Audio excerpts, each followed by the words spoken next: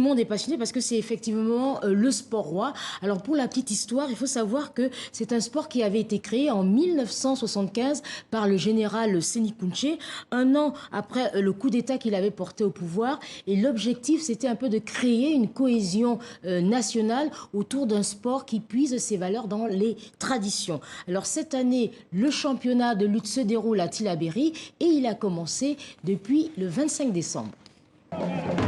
Entrée dans l'arène spectaculaire des lutteurs de la région de Zinder.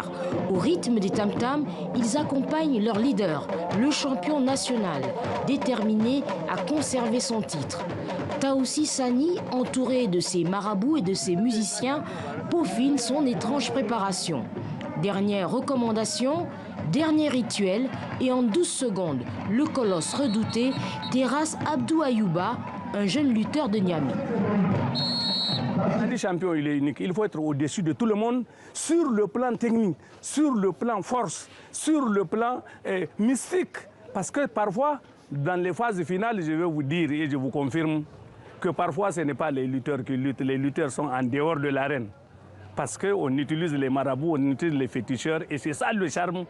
Pouvoir mystique, religion, courage et force sont les ingrédients de cette lutte qui attire chaque année les médias et des Nigériens de tous âges et de toutes classes sociales.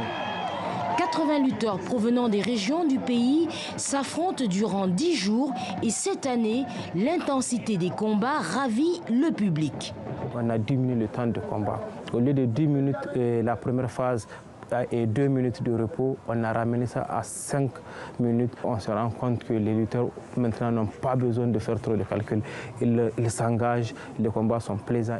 La région de Tillabéri, confrontée depuis plusieurs mois aux attaques terroristes, compte bien profiter de cette bonne ambiance.